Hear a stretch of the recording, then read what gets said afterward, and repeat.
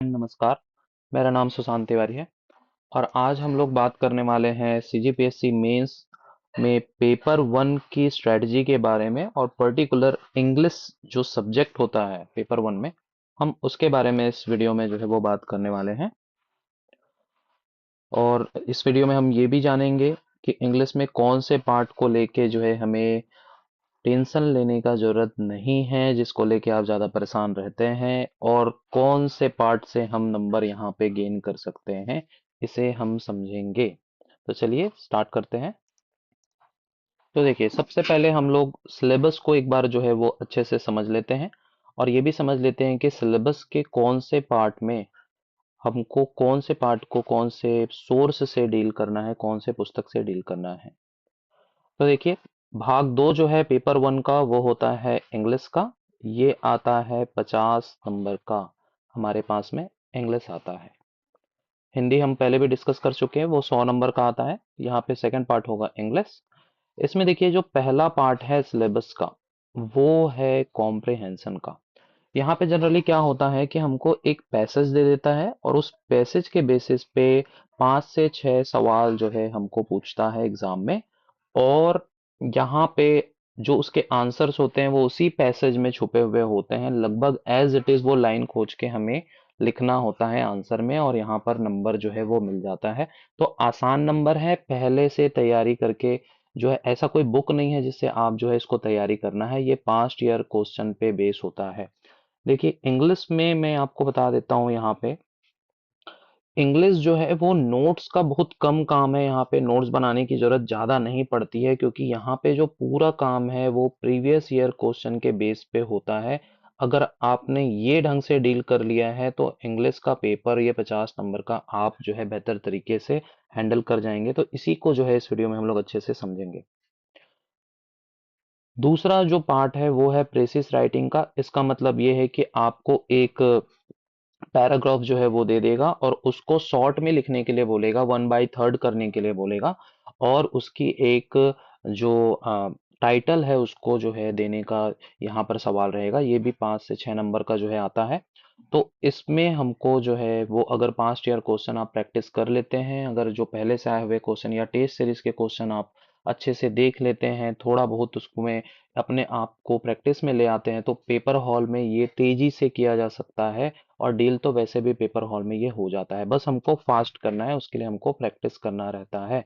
आप प्रैक्टिस कर लिए, ये सवाल आपसे बन जाएगा। फिर से वही बात है कि कहीं से अलग से रटने वटने की जरूरत यहाँ पे नहीं है। अगला है रीअरेंजमेंट। रीअरेंजमेंट का मतलब है कि यहाँ पे एक सेंटेंस दे देगा जिसे आगे पीछे कर देगा उस सेंटेंस के हर वर्ड को, और वहां पर हमको उसे अरेंज करते हुए एक प्रॉपर सेंटेंस बनाना रहता है। ये जो है ये भी कहीं आपको रटने का जरूरत नहीं है। इसका आप कॉन्सेप्ट देखिए। इसका तरीका ये है कि आप यूट्यूब में जो है सर्च कीजिए। मेरे ख्याल से मुझे जो याद आ रहा है, डियर सर के जो वीडियो है, जो यूट्यूब चैनल है, उसमें जो है मैंने एक दो वीडियोस देखे थे कि इसके रीअरेंजमेंट को हमको कैसे करेक्ट करना होता है। इसके जो है वो ट्रिक्स है कि जो इंग्लिश के सेंटेंस होते हैं जनरली वो एक तरीके से अरेंज होते हैं। आप उसको समझ लेंगे तो ये आसानी से बन जाता है। तो इसको हमको वहां पर से देखते हुए आगे बढ़ना है। अगला जो है वो करेक्शन ऑफ सेंटेंसेस है। यानी कि यहाँ पे सेंटेंस दे देगा और अगर उसमें कुछ भी गलत है या सही नहीं है तो उसको जो है वो करेक्ट करने के लिए यहाँ पे कहेगा।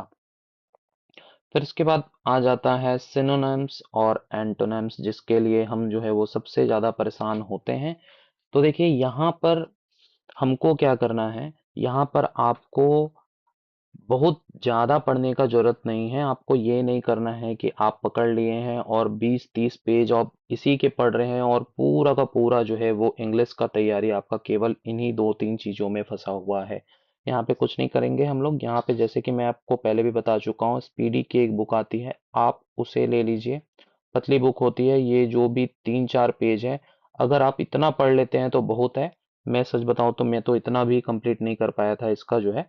और पास्ट ईयर क्वेश्चन जो है आप उसको देख लीजिए कि क्या सिनोनिम्स एंटोनिम्स पढ़ रहा है और वहां पे आ रहे हैं, और उतनी तैयारी में आप एग्जाम में चले जाइए। जितना बनेगा अच्छा, नहीं बनेगा तो भी कोई बात नहीं, हमारे पास बहुत सारी चीजें हैं नंबर खींचने के लिए। तो इसमें जरूरत से ज्यादा परेशान होने की आपको जरूरत नहीं है। बेसिक आप खत्म कर लीजिए, कुछ इजी चीजें आती है वो कंप्लीट हो जाएगा। देखिए, जिसका इंग्लिश स्ट्रांग है उसको दिक्कत यहाँ पर नहीं होता है, वो कुछ ना कुछ बना जाता है। प्रॉब्लम उनको आती है जो इंग्लिश में थोड़े से वीक हैं या फिर एवरेज है जिनका, मैं उनके हिसाब से इन चीजों को बता रहा हूँ, क्योंकि मैं खुद इंग्लिश में जो है वो एवरेज साइड पे था। इसका अगला जो पार्ट है वो है फिलिंग द ब्लैंक्स। यहाँ पे कुछ ब्लैंक दे देगा और जो भी ग्रामर वगैरह के बेसिस पे उसको सॉल्व करने के लिए बोलेगा। तो ये वाला पार्ट भी कॉन्सेप्चुअल होता है, हम लोग देखेंगे कि कौन कौन से पार्ट यहाँ पे पूछता है जब हम इसका जो है एनालिसिस करेंगे इस सिलेबस का, अभी अभी इसी वीडियो में ही। अगला जो है वो करेक्शन ऑफ स्पेलिंग्स है। यहाँ पे वर्ड दे देगा, स्पेलिंग जो है हमको करेक्ट करना होगा। तो इसका भी वही है, हम इतने सालों से पढ़ते आए हैं, बेसिक चीजें हमको कई बार स्पेलिंग्स पता होती है। अगर नहीं है तो इसको थोड़ा बहुत जानने के लिए हम लोग वही करेंगे कि इस पीडी को हम लोग देख लेंगे, वहां पर ये स्पेलिंग वाले पार्ट को थोड़ा सा समझ लेंगे। और जो प्रीवियस ईयर क्वेश्चंस आए हैं वहां पर से हम स्पेलिंग को करेक्ट करने का कोशिश करेंगे। मैक्सिमम एक ही टाइप के जो क्वेश्चन है, सॉरी, जो वर्ड है वो आ जाते हैं जहाँ पे स्पेलिंग थोड़ा कॉम्प्लिकेटेड होता है। हमको उसको देख लेना है और वहां पे जनरली इसको बनाने का कोशिश करना है।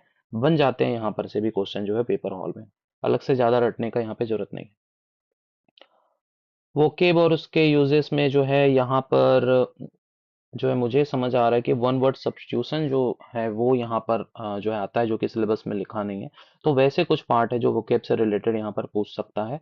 और अ, इसको जो है, ये वाले पार्ट को भी हमको जो है देखेंगे एनालिसिस में क्या क्या सवाल पूछता है, उसके अकॉर्डिंग हम लोग इस पर डिस्कस करेंगे। अगला जो है फिर से ये थोड़ा परेशान करने वाला पार्ट है, वो है इडियम्स और फ्रेसेस। इसको जो है बहुत सारा है अगर आप याद करने के लिए गए तो, लेकिन फिर वही बात है, हम सब कुछ नहीं कर पाएंगे, नहीं कर सकते हैं। तो टाइम वेस्ट ना करते हुए हमको जो स्पीडी में दिख रहा है हम उतना करेंगे, प्रीवियस ईयर क्वेश्चन देखेंगे, इनके लिए भी वही सेम टू सेम हमारा जो है प्लान रहेगा।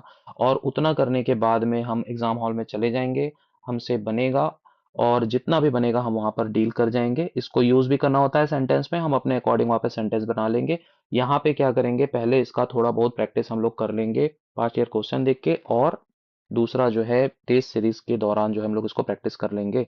अभी अभी हम लोग अच्छे से देखेंगे जब हम एनालिसिस करेंगे कि सिनोनिम्स, एंटोनिम्स, इडियम्स, फ्रेजेस, इसके लिए मैं ज्यादा परेशान होने के लिए क्यों नहीं बोल रहा हूँ, अभी कुछ देर में आपको समझ आएगा। अगला जो है वो टेंस है। तो टेंस मेरे ख्याल से इंग्लिश टेंस लगभग सबको ही पढ़ लिए हैं। अगर एक्टिव वाइज पैसिव वाइज हमको बनाना है यहाँ पर, तो आपको टेंस का बेसिक पता होना चाहिए। तो वो मेरे ख्याल से आप व्यापम या कोई भी दूसरी परीक्षा के लिए अभी तक इस बीच में जो है इससे अच्छे से आपको जो है ये पता होगा। अगर नहीं भी है तो आप एक बार रिवाइज कर लीजिए, ये ध्यान में आ जाएगा।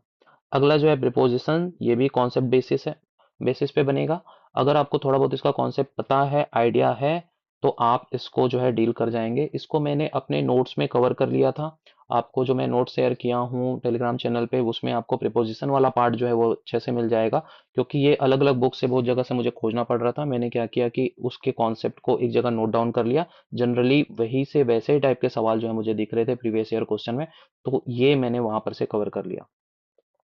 अगला जो है एक्टिव वॉइस और पेसिव वॉइस है, ये भी कॉन्सेप्ट बेस है। अगर आपने टेंस पढ़ के फिर वॉइस अच्छे से पढ़ लिया है, और वॉइस जो है यहाँ पर से आपको सवाल जो है वो आसानी से बन जाता है। इसको आपको अलग से कवर करना पड़ेगा, जो भी बुक में जो भी टॉपिक आपको जो है बेटर तरीके से देता है आपको कर लेना है इसको कवर।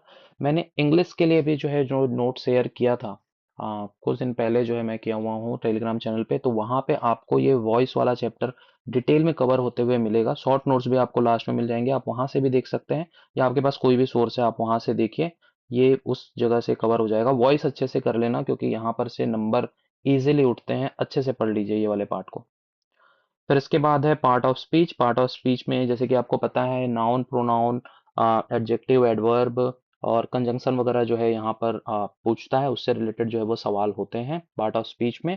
और ये भी कॉन्सेप्ट बेस है, अगर आपने अच्छे से पढ़ लिया है ग्रामर को एक बार, तो वो वाले सवाल बन जाते हैं। जनरली हम व्यापम की तैयारी करते हैं तो ये सब सेक्शन देखना ही रहता है, तो वो सारी चीजें हो जाती है। पास्ट ईयर क्वेश्चन अगर हम एनालिसिस करेंगे तो समझ आएगा कहाँ पर से कितना आता है। तो चलिए उसी की ओर जो है हम लोग आगे बढ़ते हैं। अब देखिए, जो पूरा सिलेबस था जो हमने देखा वहां पर, मैंने क्या किया, जब मैं 2021 का एग्ज़ाम दे के आया मेंस का, उसके बाद मुझे क्योंकि नंबर खींचना था अब लैंग्वेज में 70 से बढ़ा के मुझे 126 तक जो मैं गया, तो उसके लिए जो एनालिसिस करना था, मैं उस समय जो ये सारी एनालिसिस की थी उसको एज इट इज़ मैं आपके सामने ला के अभी रख रहा हूँ। तो देखिए, इंग्लिश में मैंने क्या पाया, जब मैंने पूरे सिलेबस को और प्रीवियस ईयर क्वेश्चन को अच्छे से देखा, तो कि एक्टिव वॉइस और जो पेसिव वॉइस था, इसके जो सवाल है वो 4 मार्क्स के लगभग आ रहे थे। ये कॉन्सेप्ट बेस होता है, मुझे पता था कि मैं इसको बना लूंगा क्योंकि यहाँ पे ज्यादा रटने का जरूरत नहीं है, मैं समझूंगा, मैं बना लूंगा। तो ये 4 नंबर का आता है। उसके बाद वर्ब के बेसिस पे सवाल आते हैं, ये भी इजी पार्ट है। अगर टेंस वगैरह हमारा ठीक है तो वर्ब से सवाल बन जाता है। आप टेंस समझिए, वर्ब समझ आ जाएगा। तो ये हमको देख लेना है, प्रीवियस ईयर क्वेश्चन देख लेना है, आपको सवाल बन जाएगा। देखिए, एक और बात है, प्रीवियस ईयर क्वेश्चन जब मैं बोल रहा हूँ आपको सॉल्यूशन भी चाहिए, तो आप कोई भी ऐसा एक पुस्तक देख लीजिए जहाँ पे प्रीवियस ईयर क्वेश्चन को सॉल्व किया हुआ है, यानी कि उसके आंसर्स भी हमको मिल जा रहे हैं, ताकि वो अच्छे से पढ़ते आपको बने। केवल सवाल से फायदा तो होगा नहीं, हमको आंसर भी चाहिए। तो उसके अकॉर्डिंग आप कोई भी एक जो सॉल्व होगा पेपर, जहाँ पर आप उसको जो है अपने पास में जरूर रखिएगा। अगला जो है इसमें पार्ट है, जो कि उसमें आता है डिग्री ऑफ कंपैरिजन पूछता है, प्रोनाउन, प्रीपोजिशन और कंजक्शन। कंजंक्शन यानी कि ये वो वाला पार्ट है जो हमने पार्ट ऑफ स्पीच जो ऊपर सिलेबस में देखा, जनरली वहां पर से ये सारे क्वेश्चन आते हैं, और ये कुल मिला के लगभग 10 नंबर का आता है। तो आपको अच्छे से इसको प्रीवियस ईयर क्वेश्चंस को देख लेना है। मेरे ख्याल से प्रोनाउन जो है मैं अपने नोट्स में मैं कवर किया था, जो दो चार जो कुछ प्रोनाउन से जो बार बार पूछ रहा है उसे, और प्रीपोजिशन को भी और कंजंक्शन को भी, ये आपको जो है मेरे नोट्स में भी मिल जाएगा। और आप जो भी सोर्स से पढ़ रहे हैं आप वहां से भी इसको पढ़ सकते हैं, प्रीवियस ईयर क्वेश्चन को लगाइए। ये काम जो है यहाँ पर से हो जाएगा और आप यहाँ पर से आसानी से नंबर पिक कर सकते हैं। अगला जो है वो पार्ट आता है synonyms, antonyms, one word substitution, idioms and phrases. ये अगर आप टोटल मिला लेते हैं तो ये 12 नंबर का आता है। इन सब को मैंने एक साथ रखा है, अगर आप ध्यान से देखेंगे तो क्यों रखा है आपको समझ आएगा, क्योंकि ये सभी के सभी पार्ट वही पार्ट है जो हमको इंग्लिश के पेपर में सबसे ज्यादा परेशान करते हैं, और सबसे ज्यादा जो है वो रटने वाला पार्ट होता है। और अगर इसको आप पढ़ने गए तो बहुत सारे बुक में ये जो है हर एक पार्ट 20-20, 30-30 पेज तक आपको मिलेगा, कई हजार वर्ड होते हैं, सबको याद नहीं कर सकते, और यही कारण है कि इंग्लिश हमको ज्यादा जो है वो कठिन लगने लगता है। तो ये आप देख लीजिए, ये केवल 12 नंबर का आने वाला है। अब इसमें आप अपना कितना समय खराब करेंगे वो आपके ऊपर है, या फिर दिमाग लगाते हुए आप ऐसे सोर्स से पढ़ेंगे, कुछ इंपॉर्टेंट चीजों को पढ़ लेंगे, प्रीवियस ईयर क्वेश्चन को पढ़ लेंगे, और उसके बेसिस पे 12 में से जितना भी सवाल बन जाता है उतना बहुत है, सोच के चलेंगे, और बाकी बचे जो पोर्शन है उसको आप टारगेट करेंगे। ये आपके ऊपर डिपेंड करेगा आप क्या स्ट्रेटजी लगाते हैं। हम लोग आगे बात करेंगे और इस पे। अगला जो है वो है करेक्शन और रीअरेंज, जो हमने सिलेबस में देखा अभी। करेक्शन यानी कि वर्ड का करेक्शन होता है, वर्ड का रीअरेंजमेंट होता है, और करेक्ट स्पेलिंग होता है। ये जो है लगभग 9 नंबर का यहाँ पर आता है। जो पैसेज और प्रेसिस राइटिंग हमने स्टार्टिंग में बात की थी सिलेबस में, ये लगभग 12 नंबर का आता है। तो देखिए कितना बड़ा ये पार्ट है। अगर आप इसको टोटल करेंगे तो आपको पता चलेगा कि जो कॉन्सेप्ट के बेस पे सवाल है इंग्लिश में वो लगभग 38 मार्क्स के आते हैं, और जो फैक्ट के बेस पे यानी कि रटने वाले पार्ट के सवाल है वो लगभग 12 मार्क्स के आते हैं। ये फैक्ट वाला पार्ट, जैसे कि मैंने बताया कि ये वाला जो पोर्शन है यही है ये फैक्ट वाला पार्ट, यानी कि 12 नंबर का जो हमको परेशान करता है। तो आपको क्या करना है इस जो है अब हम लोग आगे देखेंगे। तो देखिए बेसिकली हमारी स्ट्रेटजी ये होनी चाहिए अंग्रेजी में के जो भाषा है इंग्लिश है उसके लिए। हमने ये समझ लिया कि क्या डिवीजन रहता है, कैसे प्रीवियस ईयर क्वेश्चन जो है वो अभी तक आते हैं, आ रहे हैं एग्जाम में। आपको भी इसको एनालाइज करना है, केवल इसको देख के नहीं चलना है। मैं जो बता रहा हूँ आप अपना एनालिसिस खुद कीजिए और फिर उसका देखिए कि कितनी बातें इसमें सही है। आप ये पाएंगे कि फैक्ट वाले जो रटने वाले पार्ट है वो 12 मार्क्स के हैं। तो मैंने क्या किया, मैंने उनको अलग कर लिया, क्योंकि यही पार्ट था जो मुझे परेशान कर रहा था इंग्लिश में, और जो मुझे डीमोटिवेट कर रहा था, लग रहा था कि अंग्रेजी बहुत ज़्यादा कठिन है, नहीं बन पाएगी। तो इन पार्ट को मैंने क्या किया, अलग कर लिया, और मैंने सोचा ये तो 12 नंबर का ही आ रहा है, इनके लिए हम मैंने कुछ नहीं किया। मैंने किया कि स्पीडी की जो है वो बुक जो मैं आपको ऑलरेडी बता चुका हूँ, यहाँ पर से मैंने इसको कवर करने का कोशिश किया, और उसके साथ साथ प्रीवियस ईयर क्वेश्चन सॉल्व करने का कोशिश किया।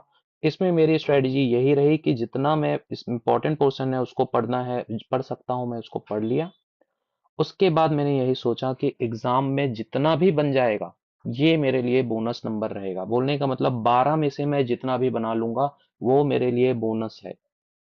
मैं इसको टारगेट नहीं कर रहा था, मैं केवल इसको ये सोच के चल रहा था जितना बन जाएगा उतना बहुत है, और पूरा मैं टारगेट करूंगा। जो बचे हुए 38 मार्क्स है मैं उसको टारगेट करूंगा, क्योंकि मुझे पता है कि वहां पे आसानी से नंबर उठाया जा सकता है। तो इसके लिए टेंशन कम से कम लेना है, और जो बचे हुए पार्ट है उस पे आपको पूरा का पूरा जो है अपना ताकत लगाना है इंग्लिश वाले पोर्शन के लिए। तो बचे हुए पार्ट को भी एक बार देख लेते हैं। इंग्लिश में जो कॉन्सेप्ट वाले पार्ट है यानी कि समझने वाले पार्ट है, जैसे कि मैंने बताया कि ये लगभग 38 नंबर का जो है वो आ जाता है। एकदम फिक्स नहीं है, हर पेपर के हिसाब से अलग अलग होता है, पेपर सेटर पे डिपेंड करता है, लेकिन लगभग यही आसपास जो है आपको मार्क्स जो है वो दिखेंगे अगर आप एनालिसिस करेंगे तो। अंग्रेजी में ये जो पार्ट्स हैं आपके पास में, जो पार्ट ऑफ स्पीच है यानी कि नाउन प्रोनाउन, जिस जो यहाँ पे लिखा है preposition conjunction verb pronoun degree of comparison, ये अगर आपने पढ़ लिया है कॉन्सेप्ट बेस है, आसानी से आप इसको सॉल्व कर जाएंगे। एक्टिव वॉइस पैसिव वॉइस एक बार समझ आ गया है, आप एग्जाम हॉल में बना लेंगे, इसको अलग से रट के जाने का जरूरत नहीं पड़ता है, केवल अंडरस्टैंड कीजिए जाइए। सेंटेंस जिसमें हमको करेक्शन करना है, रीअरेंज करना है, जनरली स्पेलिंग भी अगर आपने थोड़ा बहुत आइडिया है इतने सालों में हमको इंग्लिश का, तो स्पेलिंग भी हम जो है बना जाते हैं। पैसेज वाला जो मैंने बताया इसका काम तो वहीं पे जाके होगा एग्जाम हॉल में, और पहले से हम केवल प्रैक्टिस करते हुए चलेंगे पैसेज और रेसिस राइटिंग की। टेंस भी कॉन्सेप्ट बेस है, फिल इन द ब्लैंक्स भी वही है। तो ये जो पार्ट है हमारा जो कि 38 मार्क्स का आने वाला है इंग्लिश में, आप खुद सोचिए कि इसके ऊपर अगर आप टारगेट करेंगे तो आपको ज्यादा फायदा मिलेगा। अगर हम लोग 12 नंबर के लिए पूरा का पूरा अपना ताकत लगा दिए, कोई वहां पे ज्यादा हमको आउटपुट नहीं मिलने वाला है, तो आप उसको उतना ही रखिए जितना उसमें मार्क्स है, बोलने का इंपॉर्टेंट को कवर कीजिए, और बाकी पूरा ताकत आप किस में लगाइए, आप लगाइए 38 वाले मार्क्स वाले पोर्शन में, और इसको कवर करते चलिए। इंग्लिश में जो आपका सबसे ज्यादा जो है वो साथ देने वाला है वो है प्रीवियस ईयर क्वेश्चन। आप जितना ज्यादा इस पे फोकस करेंगे, इसको सॉल्व करेंगे और इसके अकॉर्डिंग प्रैक्टिस करेंगे, उतना बेहतर आप इंग्लिश में नंबर स्कोर कर सकते हैं। अगर तीनों पार्ट में मैं कंपेयर करूं, हिंदी छत्तीसगढ़ी और अंग्रेजी में, तो अंग्रेजी ऐसा पार्ट है जहां पे आप मैनेज करते हुए आगे चल सकते हैं और पूरा स्कोर आप हिंदी और इंग्लिश में करके आगे बढ़ सकते हैं। फिर भी मुझे लगता है अगर आप इतना भी कर लेते हैं तो आप ध्यान से देखेंगे तो आप किसी भी हाल में 30+ जो है यहाँ पे स्कोर कर जाएंगे। अगर अच्छा है आपका इंग्लिश तो आप 40 तक भी यहाँ पर जो है वो जा सकते हैं।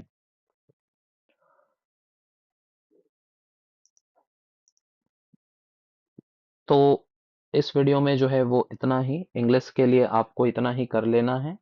और अगला जो पार्ट है वो छत्तीसगढ़ी का रहेगा, हम लोग देखेंगे छत्तीसगढ़ी को कैसे डील करना है। यहाँ पर थोड़ा सा अपोजिट हो जाता है, रटने वाला जो पार्ट है वो बढ़ जाता है छत्तीसगढ़ी में, तो इसको हम लोग नेक्स्ट वीडियो में देखेंगे अच्छे से। और तब तक के लिए आप जो है अपना तैयारी स्टार्ट कीजिए। लेकिन नोट्स मैंने शेयर कर दिया है आपको, उतना ही पोर्शन का मैंने नोट्स बनाया है जितने की रिक्वायरमेंट होती है, हर एक चीज का नोट्स नहीं होता। जैसे कि मैं आपको बताते हुए चल रहा हूँ, आपको भी वही ध्यान रखना है और उसी के अकॉर्डिंग जो है वो पढ़ते हुए चलना है। तो इंग्लिश में प्रीवियस ईयर क्वेश्चन देखिए और इंग्लिश को स्ट्रांग बनाइए। मिलते हैं नेक्स्ट वीडियो में, तब तक के लिए जय हिंद जय छत्तीसगढ़।